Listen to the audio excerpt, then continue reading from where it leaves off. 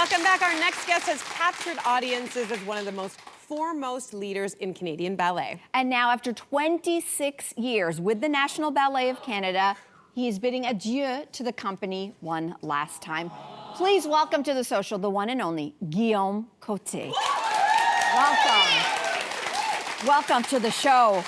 I want to start at the beginning because do you have an early memory of falling in love with dance or ballet? You grew up in Quebec. Was there something that happened that you saw that started this journey? Yeah, so I grew up in Métabetchouan-Lac-à-la-Croix, very small town up north. C'est quoi encore? Quoi? Métabetchouan-Lac-à-la-Croix. Okay, merci. It's a very small town. Yes. And it's, needless to say, it's a hockey town. It's not a ballet town. You know, and I was lucky enough to one day sort of be, you know, I was this little kid watching the television, and there was a film called White Nights with Mikhail Baryshnikov and Gregory Hines. And I was watching that going, this is the most incredible thing these people are doing. And never did I ever think in my wildest dreams that I would end up with Mikhail Baryshnikov on stage many years later. But it was, you know, for sure one of those moments that changed my life. And then my parents started a little ballet school with some friends in my hometown because they wanted to bring some culture to the hometown in Quebec. And so, yeah, I danced with a lot of my cousins. I had a lot of cousins.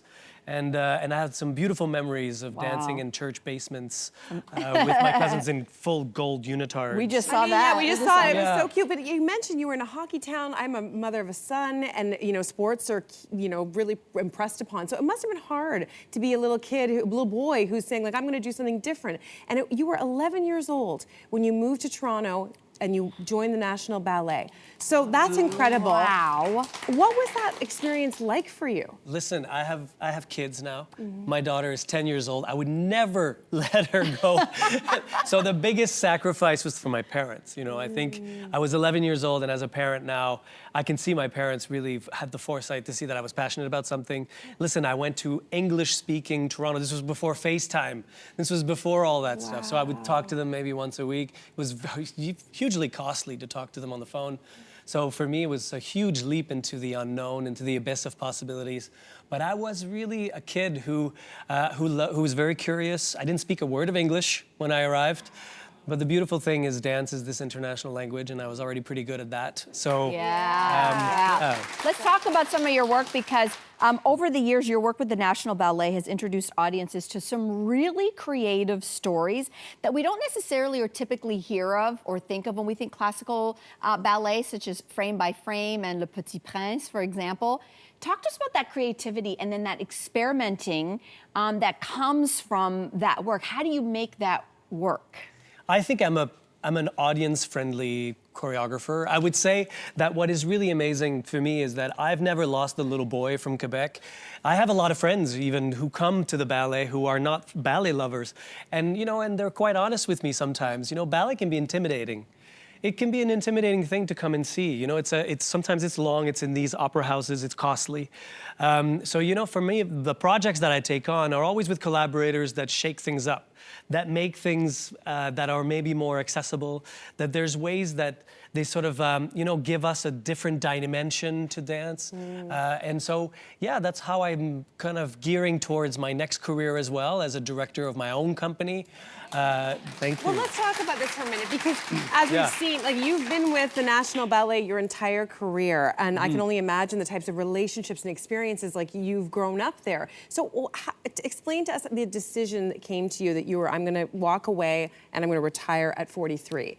In any other realm, that would be a very early retirement. Yeah, but not in dance, though. I have to say, in dance, I'm an old guy. Like,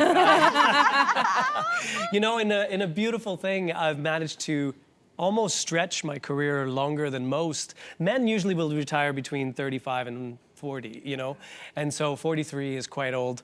But you know, the nice thing though is that, you know, now I'm not gonna you go and play bingo and, you know, and do pickleball or anything. I'm moving on to something that is an extension of my love for dance, which, you know, I see as a very brand new beginning. Ballet is a young person's game. I'm really also truly happy to say that I'm leaving the National Ballet of Canada with an unbelievable roster of incredible dancers behind. So, so I couldn't be any more proud to just be there and now to watch the shows. Okay, I mean, listen, before then, I mean, you are still going to be saying your goodbyes, bidding adieu. Yes. And I don't know where you even begin to work on your sort of final project with the company. So walk us through your final bow, your adieu in Grand Mirage. Grand Mirage. So I decided to make a work that was that would resonate very true to where I am now. So I wanted to depict the mental state of, you know, going through the stages of grief. And, you know, the stages of grief are of an interesting thing. And saying goodbye, we always say, you know, on to the next thing, and it's so great, and so, you know, it's celebration. But it's also really tough. It's frustrating. It's what we live through is hard. Saying goodbye in this way is a true grief. So I made a work that is really going to be emotional. It's going to be difficult. It's going to be an emotional week for me. Every day, so I perform sort of the half-hour work at the end of the program. And I'm really, really looking forward to being on that stage one last time. Wow, it's going to be big. Okay. It's going to be big. Karen Kane she's been on the show as well. She's quoted as saying, "You're one of the greatest dancers that Canada has ever produced." That is incredibly high praise coming from her. Wow. It is, and well-deserved. What does legacy look like at this point in your life? I think, you know, if I could have inspired anyone else to dance, I think that's what legacy is to me.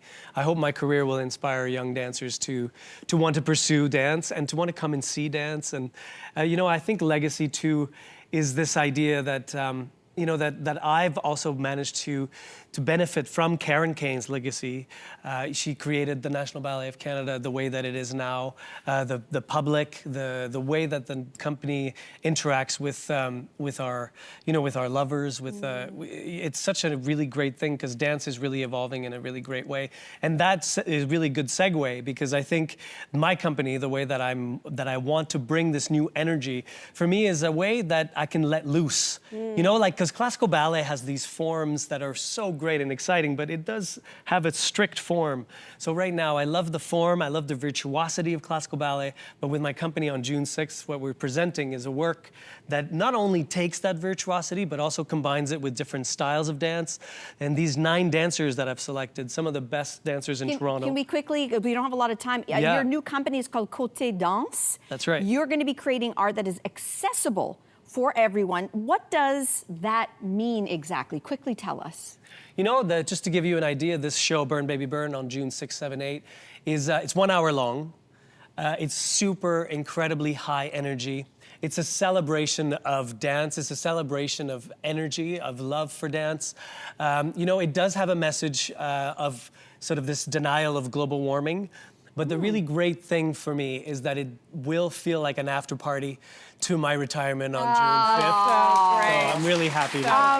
Guillaume, congratulations on an illustrious career. It is not done. It's just the evolution of Guillaume Côté, and thank you for being here. Pleasure. Thanks for having me. Thank you. We want to see and tell you, see Guillaume bid adieu with a series of final performances starting on May the 30th. Get your tickets at the National Ballet of Canada. Hey, you, come a bit closer. We've got so many more must-see interviews, spicy debates, lifestyle tips, and pop culture moments.